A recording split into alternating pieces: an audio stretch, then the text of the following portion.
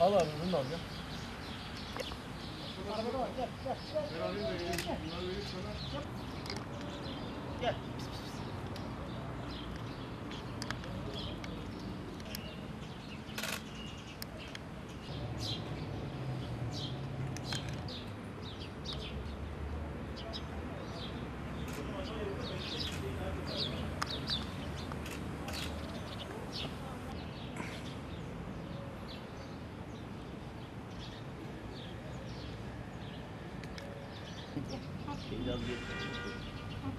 Hadi ye kızım, hadi ye. Aferin kızıma bak. Söz dinledi kızım. Valilik görmez ha. Bana toplayla.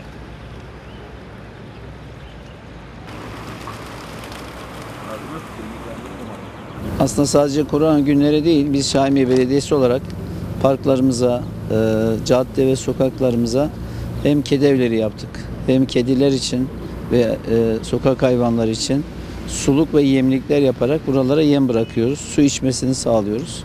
Onun dışında kuşlar için parklarımıza kuş evleri yaptık ve kuş yemlikleri yaptık. Yine bunlara da yem atıyoruz. Ayrıca piknik alanlarında yaşayan, ormanlık alanlarda yaşayan hayvanlar için de günlük olarak oraya yem götürüp bıraktırıyoruz. Böylelikle sokak hayvanları da aç kalmıyorlar.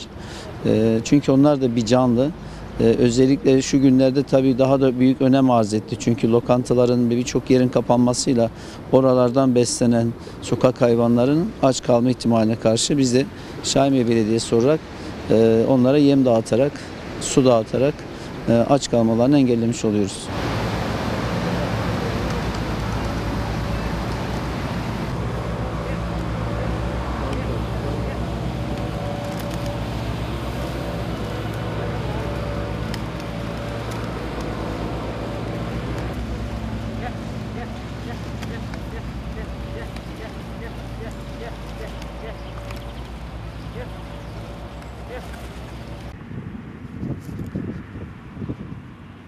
Sağa da alışmış.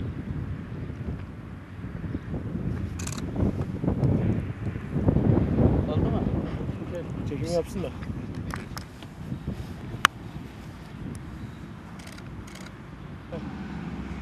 Az önce de